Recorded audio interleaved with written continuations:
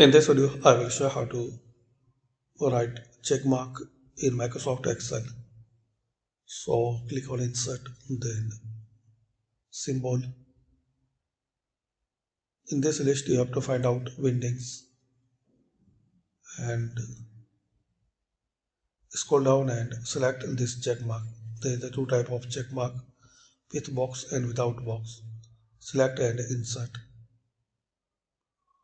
Similarly, you can select this cross symbol, then click on close. Another way, guys, you can write this symbol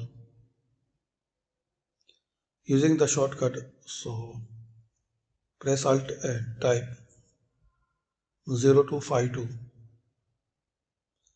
So in that way you can write this symbol. Thanks for watching.